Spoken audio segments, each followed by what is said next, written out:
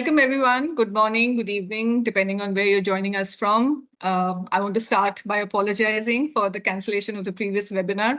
We ran into some technical difficulties, and we are grateful for your understanding and for the fact that you have joined us today. We really appreciate it, and it's great to see you all. So going to the topic of today's discussion, generative AI, has been grabbing headlines, and that's old news now. But what is truly fascinating is how impactful solutions are being built, deployed, and put to use by enterprises. Over the last few decades, enterprise architecture has proven its resilience, adapting to various technological changes and business requirements. But with GenAI's rapid pace, there arises a sense of curiosity. Is the old traditional enterprise architecture slowly becoming obsolete in this fast-paced GenAI era? So today we look at this critical question as we explore the integration of large language models like ChatGPT into business processes. As these technologies transform various sectors, it's crucial to understand both their potential and the challenges that they introduce. So our discussion today will center on whether traditional enterprise architecture can adapt and excel in the era of generative AI. I'm thrilled to introduce our moderator for today, Balaji Krishnan. Balaji is the Chief of Customer Success at Navikenz, and he brings over 3 decades of experience in the IT industry, where he has led the development of globally admired technology products and services. His expertise is in Hi, Balaji. His expertise is in scaling business units and fostering long-term client relationships. And he has been pivotal in achieving sustained business growth across various industries. So hello, Balaji. Welcome to the webinar today. Everyone, thank you. Joining him is our speaker, Suresh. Suresh Jayaraman is the Chief Enterprise Architect at Navikenz. With over 24 years of experience, Suresh's expertise lies in translating complex business problems into impactful technological solutions. His work spans strategy roadmaps, architecture blueprints, and transformation of legacy systems. Welcome, Suresh. Thank you. Thank you, Vandana. So now, before we begin, I wanted to quickly go over some housekeeping rules. We'll keep the microphones muted during the presentation. Please feel free to type in your questions in the chat. We'll address them during the Q&A session. And a recording of this webinar is going to be available for those who wish to revisit the discussion or those who want to share it with their colleagues. So now, without any other further delay, we're going to get started with understanding the future of enterprise architecture in the age of generative AI. So Suresh, we'll start with you. Over the last few decades, enterprise architecture has proven its resilience, and it has been evolving to suit the requirements of different technological landscapes and business requirements. But with GenAI's rapid pace, people are wondering, is the good old enterprise architecture slowly becoming obsolete in this fast-paced era? Over to you, Suresh. Sure. So to answer your question, what I'd like to do is let's spend a minute or two in understanding a little bit on how generative AI is different at enterprises compared to any other technologies, right? So what we had seen. New technologies coming and grabbing attention has always been there. Right? A few come, few fade out, and few stayed. Whatever stayed, I feel it stayed for a reason, and we all know that it brought value to business. But to embrace any new technology at enterprise scale, you needed a bigger organization to come as a guiding pillar. And traditionally, we have seen is that enterprise architecture team has been through these journey as a guiding pillar. And what enterprise architecture did with all these technology was do a very thorough vetting out process before adapting. So what I mean by that, let's take a few examples. Let's take cloud, right? We all know, a couple of decades back how cloud impacted different enterprises. I recall way back in early 2010s when I was consulting at a bank in Toronto. It took several months, and in fact, close to a year, for an enterprise to digest a cloud technology before adopting. Especially with the banking industry, there was a lot of security risks, apprehension, and all those kinds of things happen. And it evolved over a period of a year. And obviously, we all know the 5 R's, what the enterprise architecture came with in terms of guiding standards, etc. I want to take another example. Take mobile application, for example. To bring a big enterprise application to a small form factor, that itself was a big deal, right? To see the value what a small form factor can bring in. And that again went through that process. Social media, for example. It's social media compared to other technology. It's not a nuts and bolts technology in terms of implementation. But if I rewind back, the vetting out process, what it went through, the risks involved in it, or justifying that investment, what all platforms need to be adopted, what scale should we go, ROI out of it, everything went through that. So not just proving out the technology, not just justifying about the cost, not just about cloud first thinking approach, for example, or a design thinking approach, for example. It involved a 360-degree vetting out process. And that needed a macro view. And enterprise architecture was a right fit for that. Slightly take a different lens, right? Take a business angle. Businesses, what we all have seen, adopted to all these technologies, what I just talked about, to either stay competitive or stay ahead of the market, or in some cases, cost benefit, right? So cloud was a classic example, or to get a better insights with data and all that kind of good stuff.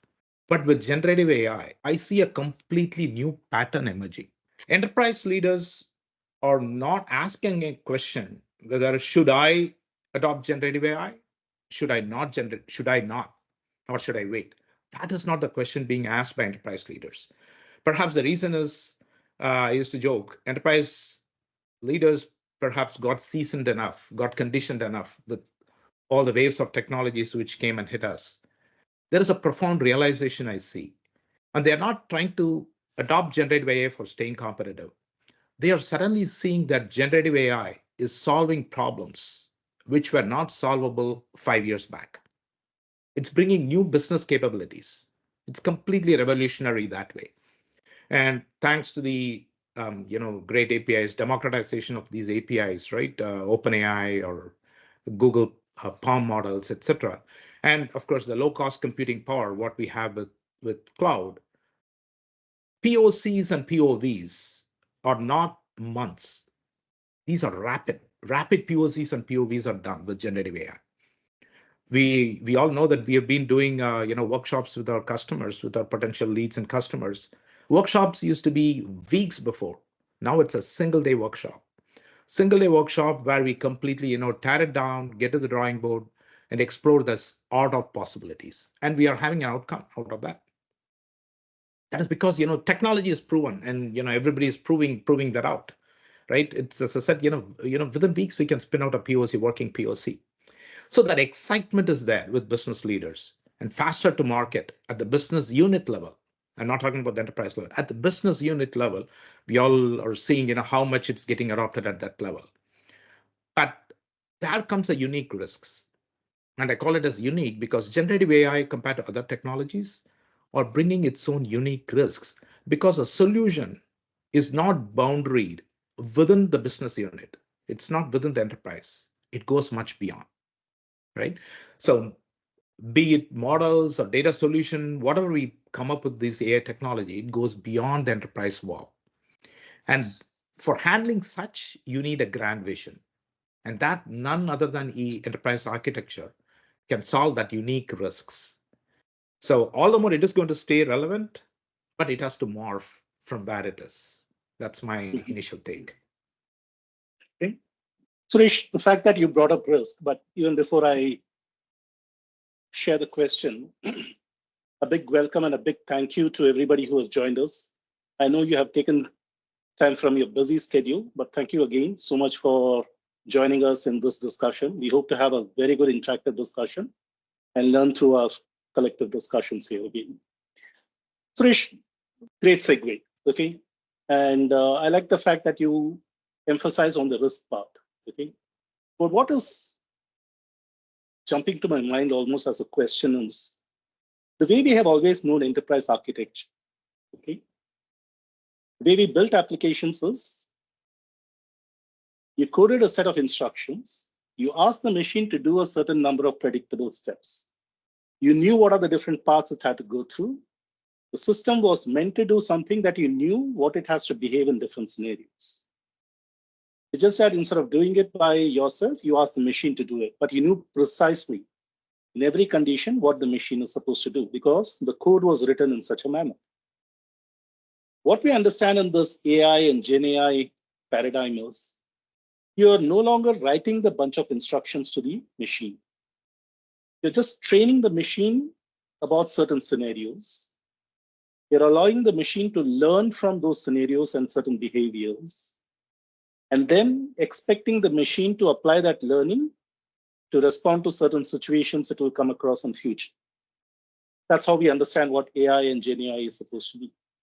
Mhm. So in such a scenario, how does enterprise architecture adapt itself? Because it was conceived at a time where it was meant to be for systems which were expected to do a prescribed number of things. Versus now, you're allowing machines to learn and behave themselves in a certain way that you think is proper and improper. I mean, one of the news that I read a few weeks back, it said Air Canada has been held legally liable because their chatbot suggested something to a certain passenger, which was later found to be flawed, right? Now, Air Canada came and said it was my chatbot, it was not me. But the court said, hey, look, you can't just shift the blame. You are liable for this. So in such scenarios, how should enterprise architecture change or adapt itself to this new way of computing? Can you share your insights on that? Sure. So in a different way, if I can put your question, rather, understanding your question. See, the traditional solutions were automating human labor, right? Mhm. Decades long, we have been seeing that in simplistic terms. But the solutions, what we are spinning out of generative AI, are aiming at automating human intelligence. So that Mhm. naturally attracts the complexity, right? Attracts its unique risks. And definitely to handle such complexity, and when you're talking about automating human intelligence, obviously, you definitely need a more evolved enterprise architecture than what it is traditionally. I want to show a little bit of illustration to as a backdrop. So if you look at traditional enterprise architecture, it excelled in designing architecture for applications. It was great at it, right? Bringing all the four pillars together. And we all built great guardrails, design patterns, standardizing any technology, putting up a governance framework, for example. We all did that. And we as enterprise architects, we love the guiding frameworks, especially the frameworks which are popular, like TOGAF. There is a Zachman framework. Even Gartner has a framework. All these were in our toolkitties. And that really helped us to navigate all these technologies for the last 2, 3 decades, at least from my experience. But all these frameworks had a very rigid structure. By rigid, I'm not talking in a negative connotation. The rigidity obviously brought a lot of firmness in the solutions, if you will. It solidified the solutions. But with the AI world, these frameworks, the rigid structure of these frameworks, are kind of bringing in a little bit of limitations. There are, of course, there is a little bit of AI focus with these frameworks these days. But my personal opinion is it's still inadequate. So why is it inadequate, right? Uh, Mainly, if you look at the speed in which generative AI is moving, I shouldn't call it a sprint, it's sprinting, right? Sprinting of generative AI, the pace at which it's going, the iterative nature of experimentation, not just with generative AI, even with traditional AI, if you look at it, the feedback loop, what we get from these AI solutions, which again goes through the training, et cetera, et cetera. Model changes, right? Especially if you're depending on models outside, like LLMs, big LLMs, the model changes what it goes through. And every day you have new models sprouting up, new frameworks sprouting up, right? Be it for grounding or be it for retrieval augment generation, whatnot. There is an extensive need for generative AI governance, right? I want to go a little bit more deeper to your question, right? So how is it different and how AI can, match up to the, from traditional to AI? Mhm. I see these 5 different ways why generative AI is unique in its own way. And it has its own challenges as well, which we'll go through. The first one is we all know very non-deterministic nature, I call it, or a little bit of unknowability factor, right? Nature fabric of generative AI, or rather any AI solution for that matter. we got to understand AI solutions evolve with every bit of data. Every bit of data in and out, it evolves, unlike your traditional solution, because AI solutions get trained. More data, more better. We all know that. But with these generative AI, with LLMs, especially with OpenAI, Palm solutions, what we are deploying on day one, not, I shouldn't say day one, day zero, it comes with data. It comes up with huge data, right? And beyond that, it goes through the changes, which we all know, which we all do not know. When we sleep, it gets trained, right? That is the reason why some of the solutions, what we are developing, we're facing challenges. A particular model, a particular prompt, a particular business problem worked perfectly yesterday, and today it behaves slightly different, right? So that is a reason. So how enterprise architecture can evolve in this area to help out. So I would call it as we need a very, very enhanced data architecture. I would probably call data architecture in steroids, if you will. So what are the data, what you're going to operate with? Rather telling what to operate with, you have to tell what not to operate with. In traditional solutions, you said, this is the data, go hunt against that, and the solution, solved it for you. But here, you have to guide the model, telling what not to look for and what to look for, right? You have to ground it that way. So that is one big shift I see, right, in terms of data management, data governance, building that kind of a robust pipeline to support all these. Data quality naturally comes with that, right? So that's one aspect I see with respect to handling the unknowability factor or the non-deterministic nature of it. The second thing I see is a black boxness naturally with the AI solutions, right? We all know that a decade back, explainable AI was a big thing, where we explain your solution, right? For first time, we all had to explain our solution, why your solution behaves certain way. And here with generative AI, you got to explain the solution not with your data, with the data which is outside. Because we just fire prompts, results come from outside. And of course, we can have private models on-prem, we can have RAG solutions, etc. But the scope of explainability is more wider, is something what we have to comprehend. And the explainability is not going to be just within the business unit. The standards what we are going to set for explainability have to go across the business units and through the enterprise for comprehending. So that's a second aspect what I see. There is a huge role for enterprise architecture to evolve. The third one is the compliances and regulation aspect. We all know, what compliance is. I don't think I need to give a primer on that. But with respect to generative AI and with respect to especially very, very critical industries where it is getting deployed, be it healthcare, banking, finance, even for some reason, for the security reasons, the regulations and industry standards, the data flow security between models, there is a lot of work which need to be done. And enterprise architecture is evolving at a good pace in this area. Be it obfuscation techniques for securing your data, building multi-layer defense techniques for your data security. It is very critical. And auditability, the lineage between your models for future proofing, for explainability that way. And standardizing these patterns and processes for compliance across enterprise, that is one area where there is a lot of work which is being done in the enterprise architecture area. The fourth one, I call it as a adaptive versus prescriptive. Your traditional systems, as you rightly said, Balaji, it was custom built for a specific problem. This is a problem, this is a solution, what you need, and it was built that way, right? Your initial design, another way, your initial design dictates your system capabilities. And later, whatever you build is proofing on the cake, and it's built on top of that. But with AI, there is a continuous learning, and continuous improvement is a fundamental fabric of the solution.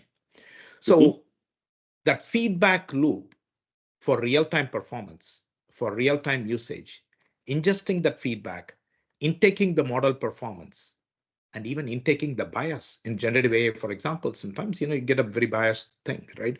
How do you intake the bias and ground it to make it better, right? That is where at enterprise scale, there is a lot of work being done in the enterprise architecture area to guide and put a guardrail around that. The fifth one is the rapid evolution of generative AI, as I said, right? The way at which it's sprinting. Model lifecycle management, especially for end-to-end a model lifecycle management, encompassing your model development, training, validation, deployment, and even retirement, for example, retiring certain or decommissioning certain models. There is a lot of work which is getting done and which is evolving there. Model versions, adapting to it. I recall, Balaji, one of the customers what we have implemented. We did a certain solution for healthcare industry using an OpenAI model. And fast forward like 2 months, there is a better way of doing things with a great model from Google, MedPalm, right? Which is very specifically trained on a corpus of medical data. And that's more specialized and we are getting more accuracy. And we are just sitting on a huge medical corpus data rather than a huge, open AI, right? Or even Palm for that matter. So moving from that fixed architecture to dynamic architecture is a trend, what I see in the enterprise architecture area to guide us all that. Of course, there are challenges with all that, and I know, and a lot of us know what all we are solving there. I hope that helped, Interesting. Balaji.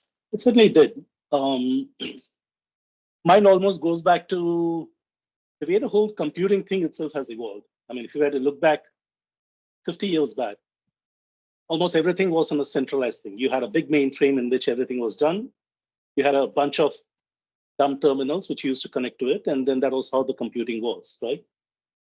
Which then shifted into intelligent PCs, which had more richer client terminals, which could have the interactivity. You had much better graphics, much better way to be able to input details, view the details, interact with the systems, which almost brought in the first signs of the distributed computing, right? Which further shifted into what you might call the whole internet and web evolution, which in its first version, again, took everything back to the center. It said that, okay, look, the server is there. It's going to do every processing and just give you an HTML, which you'll view on your terminal. Nothing else happens on the terminal. It's just a viewer of the HTML, which I thought was going back to some of those centralized principles, architectures.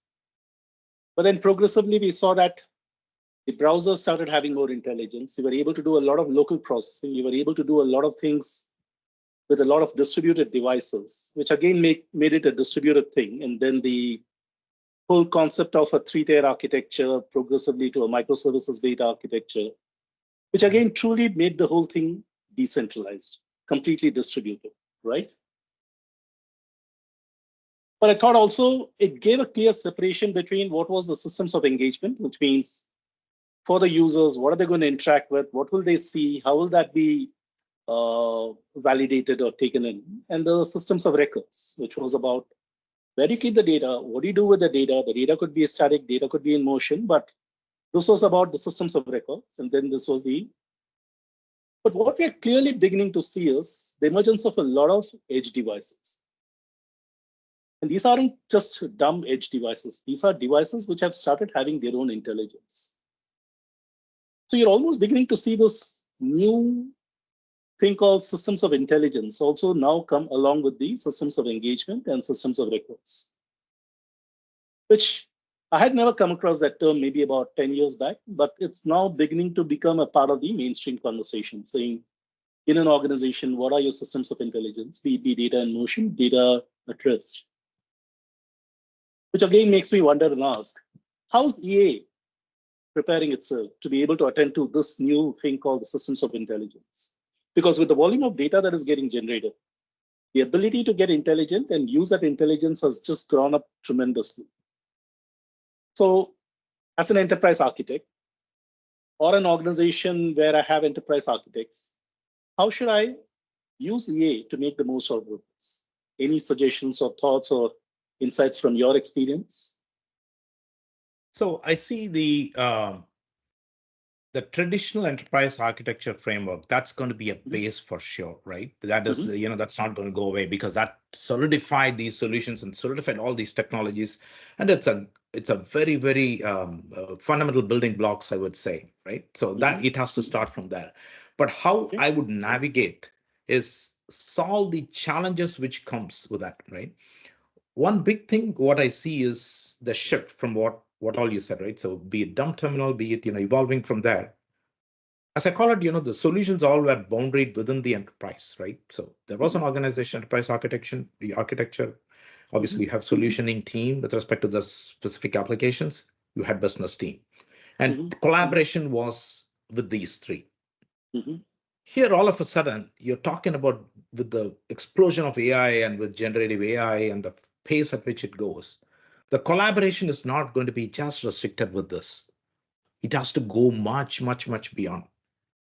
Okay. You're talking about academic institutions. You're talking about research organizations. You're talking about hyperscalers, right? Who are coming up with different models every day. Communities, right? Different communities which are coming up with it. So I don't see enterprise architects, getting with putting the blinders on within the enterprise and solving problems. You got to ingest the new players, new tools, frameworks, which is evolving every day, be it for different things, right? Like I talked before, like grounding or so that is one thing which I'm seeing emerging right in front of our eyes in the last 6 months. It could be sourcing data, it could be unifying data, it could be chunking data.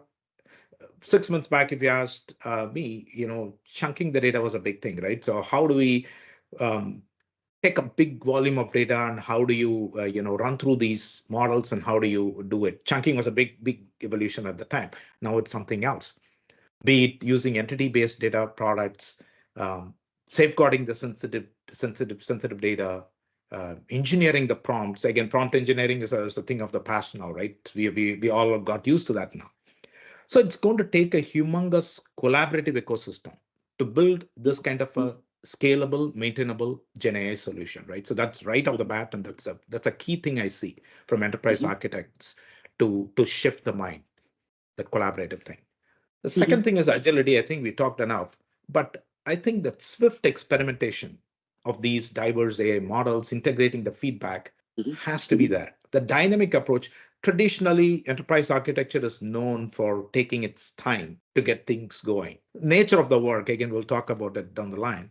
The nature of enterprise architecture work takes time to get this going.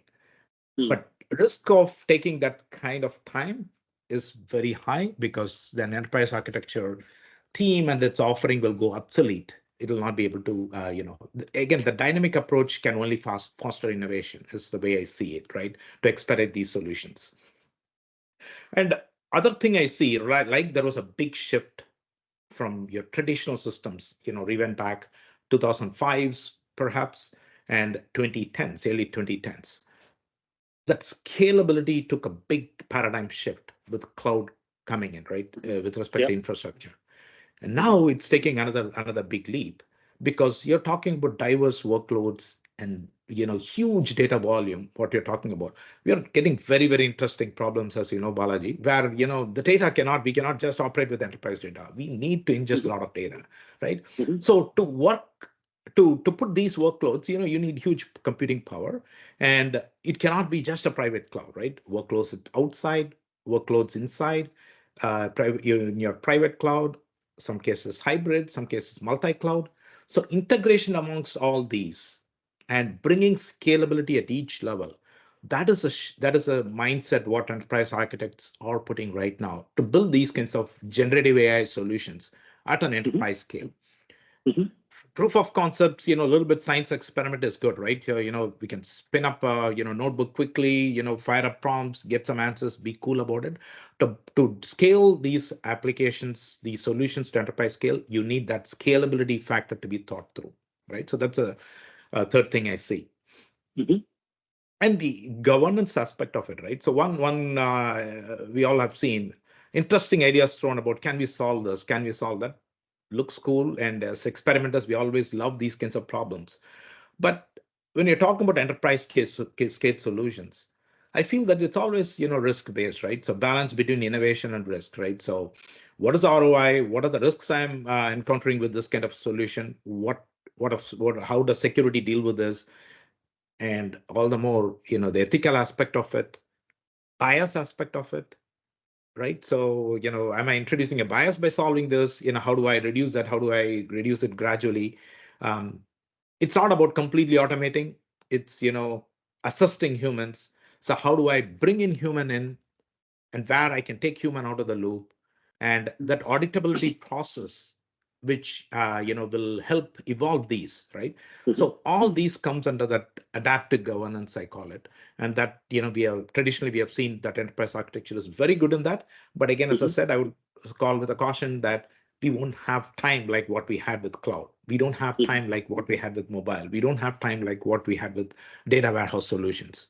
It has to be faster, right? So that's one thing I would like to mhm, put on the table. mhm, Um, the data retrieval system, I see again, as I said, I call it as, data management in steroid. Data's, we are operating with data in silos. We are operating with data lakes. We are talking about data warehouse, ingesting the data, and we are ingesting data outside, right? Whatever is outside. So the factual data points, to bring these factual data points to bring more additional contextual dimensions, right? That need to be done only by a solid data retrieval system. mhm, Just with, there is a cost also associated with it, right? So we have seen with our experiment, just one wrong prompt. It's a not, the code reviews, look at the way the code review, to your point, right? From your punch card days and mainframe dump terminal days and, open systems days, and now how it has evolved. You all are familiar with the code review process. But here you're talking about an English review process. Just one prompt, if not done properly, and think about it putting to enterprise scale solution, can bring a huge amount of data payload back to your on-prem or to your data analysis work. And we all know that we pay by tokens, and mhm, that's multiplied by scale of production, it just goes up, right? So the mhm, data retrieval system, all in all, what I would like to say is there is a need for a very, very solidified data management, data retrieval process, right? And that is mhm, one area where I see we are putting a lot of effort. mhm, Like in Navikenz, in the industry, a lot of work is being put by enterprise architects on the data aspect of it. Security, I think we have talked about what goes out, what comes in, that mhm, that needs a tremendous level of security than what was before. Before it was data at rest, data in motion, and data in motion is between your solution and your consumer of the solution, right? That is your customer, right? It's perhaps that one-on-one, if you will. But here you're talking about multi-dimension, right? Security. So that's the reason why there are multi-defense layers security being put by the enterprise architecture for putting these solutions in scale. So those are the high level challenges, I would say, what is in front of us as enterprise architects, which we are solving to catch up from that drift, right? A big shift. I won't call it as a drift. It's a big shift from what it was before. Sure. Thanks again. I suppose our audience must also be curious with some questions. Why don't we take a look at if there are questions in the minds of our audience, if they would like to make some suggestions or if they would like to seek your views on something. Vandana, do we have any questions from our audience? I We had some questions from the Mhm, audience. Give me a moment to just mhm. retrieve them. Sure. So while you bring it up, maybe I can just pick Suresh's brain on a few more things. Suresh, I heard you say about all of these. Okay. Now, here is a here and now. If I had to ask this on behalf of our customers today, okay, maybe until 4 or 5 years back, the enterprise systems used to do their job. Somewhere on the side, there was some AI related work which was going on. They were almost like this is a science lab, this is the mainstream work which is doing the bread and butter of the organization. Increasingly, it is not so. These systems of intelligence or AI capabilities have started getting embedded into your existing enterprise systems. What used to be a traditional BI has become a Gen BI solution. What was a traditional workflow solution now seems to have needs to be able to summarize content and information to allow the workflow to process better, to help the people be more productive. So when you have to start embedding AI capabilities into existing large-scale, long-running enterprise systems, how should you approach it? You're not going to build it from scratch. These are existing systems. These are the lifeline of the organization. But now these need to acquire the capability to turn intelligent. How should one approach this whole thing to make sure that I get the benefit while at the same time, what has been running continues to run well, allows me peaceful night of sleep? Okay, that's interesting. What the key aspect of it, Balaji, is data, right? Data is Mhm. one thing. Data is gold. We all know that. For any these last 10 years, data has been driving. One first thing I would say is solidifying your data and having a solid data architecture in place. As enterprise architecture, I would say that is the first thing what I would touch on, because if you ask me with any other, if you ask this question with any other technology, for example, cloud, we know for sure that we need to prove out that, right? So how does it work? How does my data can go outside? That was our approach. Here, we all know by now, that we are talking about like 1 year into OpenAI, right, being productionized. The technology has been proven, right? And Mhm. enterprises know that, people are coming up with very, very crazy idea solutions and solving it.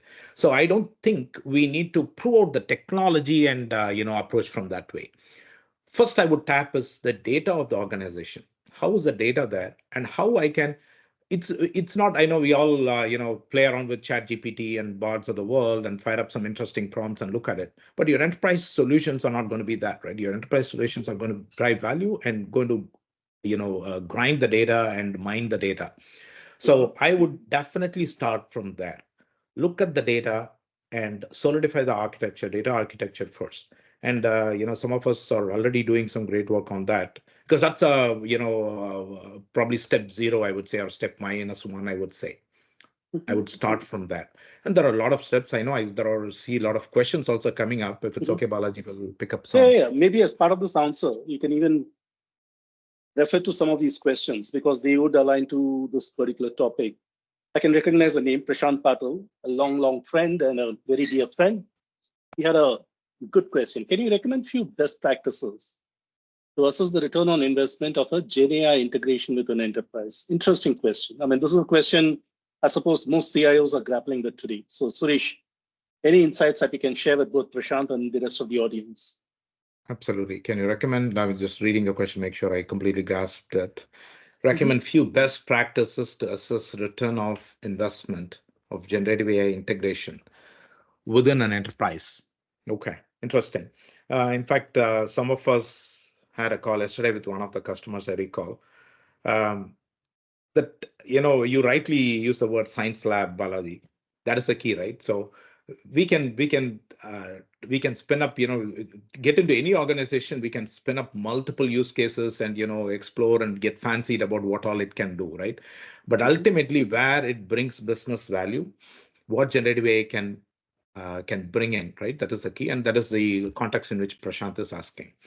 So there are, Prashant, there are a lot of frameworks which are there with us, which we use. I'm pretty sure you must have seen a lot of Gartner scales, quadrants, and where is the value and what is more complex, stuff like that. So typically what we do is we typically, the practice, what we have, framed at Navikenz is we have this art of possibilities workshop, right? That's one of the practices what we do. What we do is explore from a very, very, very high level view, right? What are the possibilities? We are typically thrown as a very, very specific problem.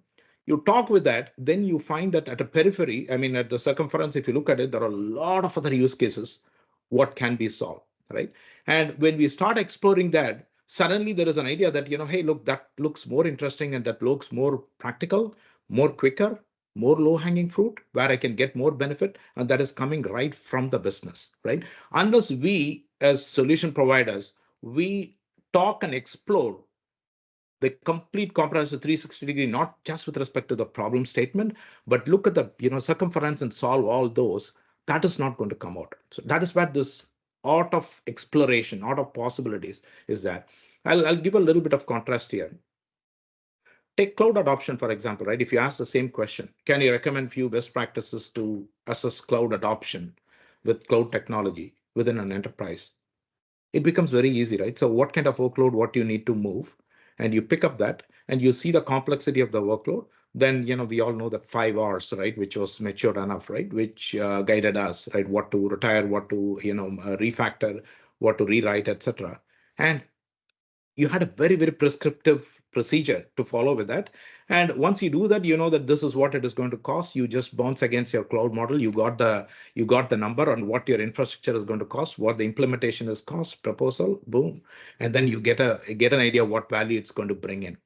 But here, as I said, everybody is exploring, everybody wants to do some cool things. But where exactly the bang for the buck is comes with that art of exploration. I would say that is the key.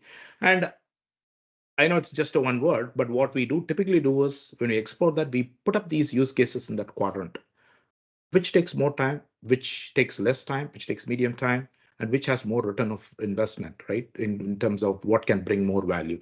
And more importantly, what are the stakeholders who are getting impacted and where we can assist, where we can aid, and where we can completely automate. All that kind of thing we typically put in that kind of a scale, and that typically gives us and the business an idea, and then that's how we go. That's my initial take. Balaji, would you like to add anything? Being able to get as precise a figure as we could do earlier in other scenarios, I suppose is not going to be possible, at least for the foreseeable future, because there is a certain amount of nebulousness around it. But the fact that it's able to throw up many new possibilities which were not thought possible earlier, I think that is the biggest opportunity out there.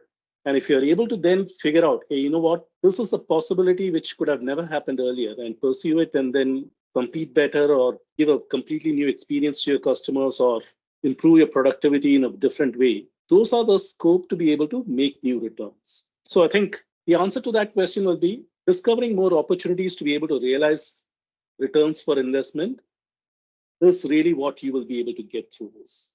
As opposed to saying that, look, by doing this, I got another 2%. I got this done faster.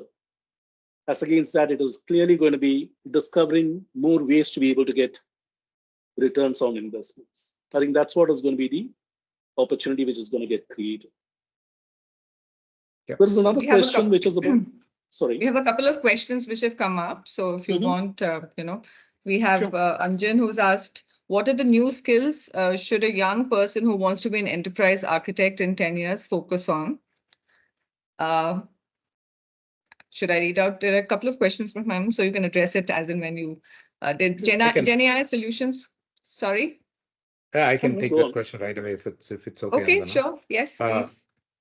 Start from basics is probably I would recommend, right? On the enterprise architecture with all the, with all the generative AI, buzz and cool things, unless we get the basics right, especially the question was around how can a new person set up his career, right? What are the skills he or she needs to possess to get into the enterprise architecture framework, right? So start from the basics, because enterprise architecture has been there for like what 20 I've been in the industry for 28 years now, been there probably 30 40 years, and it has evolved, and very, very solid frameworks available, right? We have used it for implementing very, very robust solutions. Start from the basics enterprise architecture, and some of the best practices have been probably beaten to death, if you will, or probably put in more positively, have been implemented very, very successfully. TOGAF is a great framework. I love it. And this is a Zachman framework, Gartner framework. All these have gone through very, very robust conditioning. So start from there is where my advice would be. There are a lot of, as I speak, there are a lot of new things coming on the enterprise architecture, a lot of articles being written. Enterprise architecture for generative AI, enterprise architecture for the future world, right? It's more AI centric, AI and fast forward, right?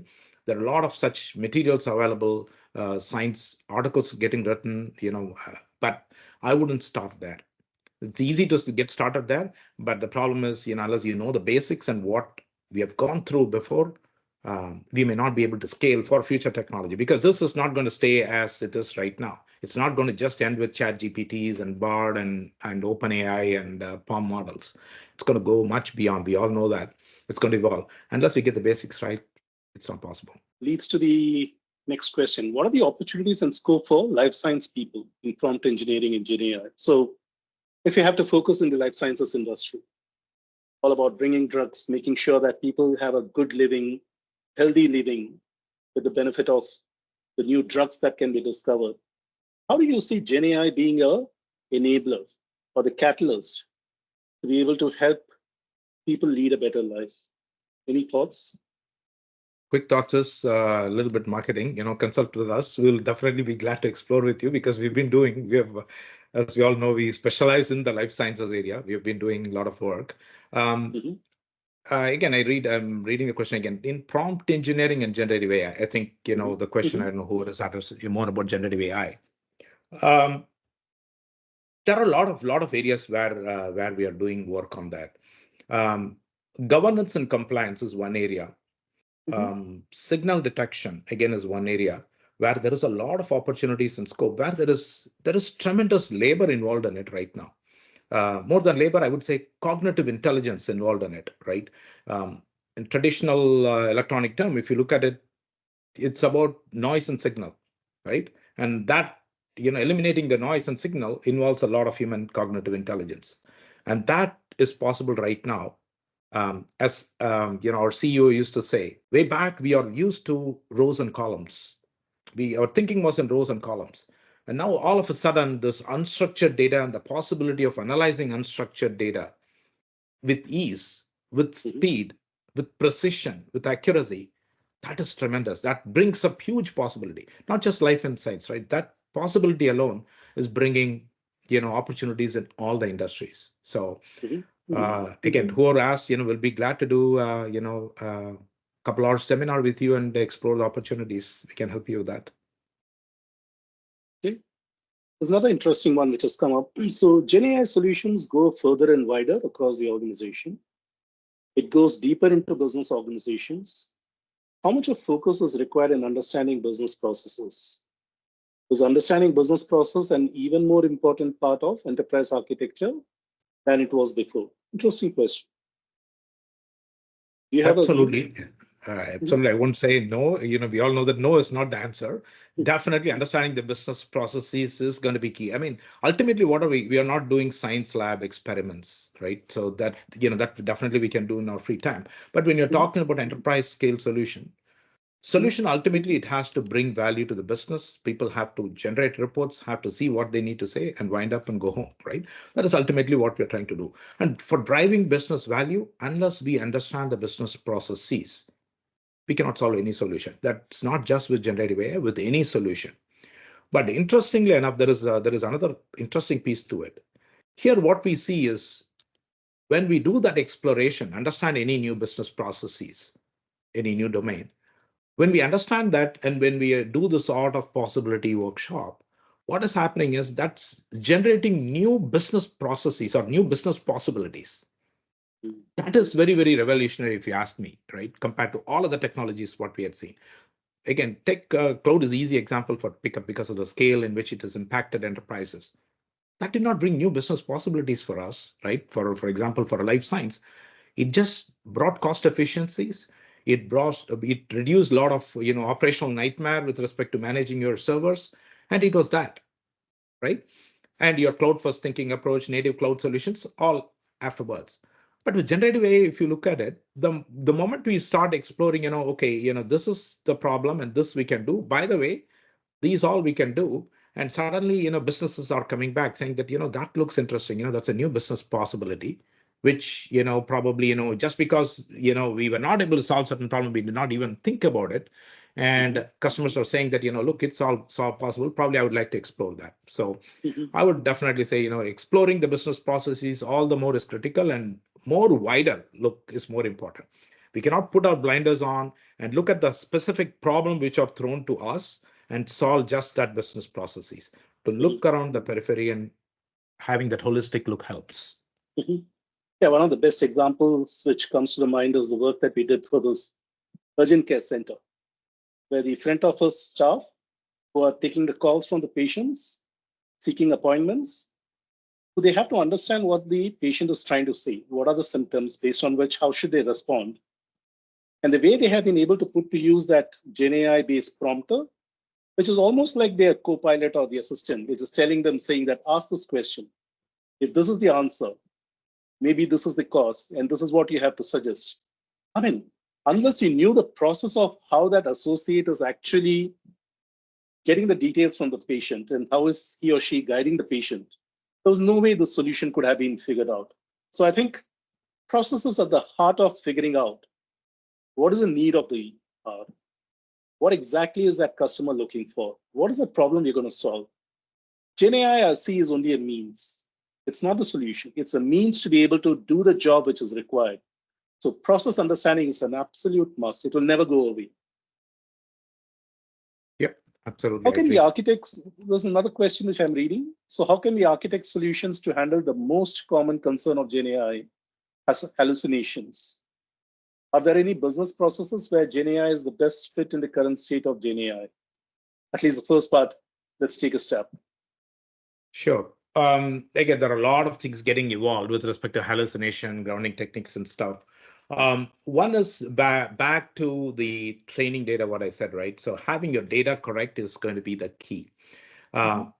Any solution, it's easy, right? Any solution, any business problem which is thrown to us, it is easy to open your chat GPT or, if you want to programmatically, fire up a prompt and using your API and get a solution, right? It's not going to say no, it's going to give some answers. And that is where hallucination kicks in because it knows the industry, it knows any industry, OpenAI, Bard knows any industry, but it's trained on huge data.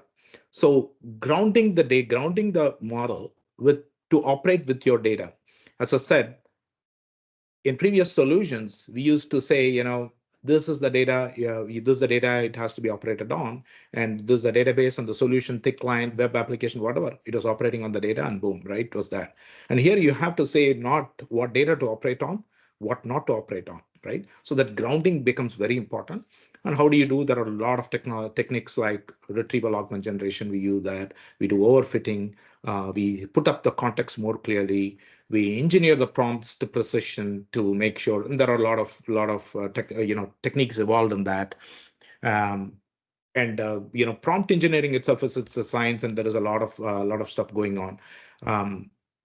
Yeah, and there are a lot of products as well, frameworks available, etc. But I won't go there. For most common solutions, if you do these things right, you can pretty much reduce it. Again, how much ever you set up your temperature and stuff, if at all I don't know who asked it, if you're playing around already, how much ever temperature you set up with these models, still there is always a factor of hallucination coming in. But if you adopt these techniques, what I told, you can get to the level. We have seen some good success on that, yes. And auditability, again, I don't want to miss the auditability aspect of it. The constant training and getting the feedback ingested is going to be the key. Okay, so this question is interesting. The fact that you are an enterprise architect, I would love to hear a hand-on-heart answer for this. Okay, so previously EA was all about controls. Why previously? EA has always been about control. Now with the way things are changing, how much of control do you still think you can exercise? Are you willing to let go of that control, or you're grudgingly accepting it, saying this is about the level of control you can have? Interesting. So I know we are running short of time. I'll try to do a quick. So enterprise architecture or taking the help of AI to take the control back, I would say. But let me talk seriously. So if you look at under the hood, enterprise architecture, the nuts and bolts of enterprise architecture, what we do, what gets done, it involves a humongous manual tasks, right? Starting from road mapping basics, defining scope, vision, assessing your current state, designing your future state, prioritizing, sequencing the initiatives, de-risking, for example, evaluating risk versus value, and communication, validating communication, your roadmap, right? That's where this control, all that kind of, perception sets in. Communicating and getting that validation and having that, right? And we are taking the help of AI, not to control on a serious note, to be more faster and to bring value to the business units. Ultimately, these business units, they want to jump onto it and go to market faster. That is the tendency is what we are seeing compared to any other technologies in the past. They want to get better data-driven decisions, and they don't want to get in the in front of the ribbon tapes on the governance aspect of it. They want to quickly get the prediction, etc. So what we are doing is the manual tasks, what I talked about. There is a lot of work being done in terms of dynamic enterprise architecture modeling. Again, it's a big topic. We won't have time to cover that right now. But in short, basically continuously updating the real-time enterprise data systems and getting the visualization tools and empowering the architects to understand the changes, to sense what is happening in the organization, to sense what all changes in each of the applications which is happening. Previously, it used to take a lot of time, and that is where the perception sets in control. Because unless that got vetted out, enterprise architecture won't give a stamp to go ahead, right? So speed, if we take that kind of speed, we are going to get this perception set and saying, we don't want that control. So speed in which we react and help business units realize the value, that we are taking the help of AI to solve that. So we are not going to go anywhere. We are going to still be the control monkeys, if you will, but we are going to be better, is the way I would like to put that. Okay. Again, we had asked our audience for an hour of their time. They are so generous in giving that hour. But I think we had a very, very interesting discussion. Balaji, Incredibly, we missed out yeah. one question. I think somebody had asked a question. Kranti had asked a follow-up question on the ROI. So he had said, technical ROI analysis is not sufficient anymore. How do you do a business ROI analysis? I'm sorry to interrupt. Sure. It's okay. Suresh, you can pick it up. Yes, I know Kranti well. So Kranti, thanks for joining. Appreciate it. So technical, the ROI analysis, what I talked about is not technical. So when we talked about technical analysis, you're talking about proof of concept. So if you look at it, any of these, I mean, generative AI or any technologies, in my world, I call it as a PVP journey. First thing is proof of concept. Any technology which comes and hits us, proof of concept. Is the technology going to work for us? Next is a proof of value. What value it has to bring in, what value it can bring in. And finally, it goes to production, right? This I call it as a PVP journey. And with generative AI, I think technical analysis, I don't think we need to do. We don't need to prove out the concept. It is, what data I have to tap in? What is the business process we are talking about? Back to earlier what I said. What are the business process surrounding that? That analysis has to be done. Once that is gotten, we know the model. We have the model. We know what it is going to cost to build. That's not going to take months like before, right, or weeks before to come up with a solidified proposal. That is quick. But to come up, with a value, and unless we do that workshop and understand the periphery, we cannot be done. So ROI is more going to be on the business value, and that art of possibility workshop, what I talked about, that comes handy for that. Awesome. So any other questions, audience, if we have not answered or if you have in mind, please reach out to us. We'd love to engage with you on that. Yep. And thank you all. And again, thank you for a bunch of interesting questions. Just made the whole interaction so much more richer. Again, we learned a lot. Suresh, thank you for sharing your insights.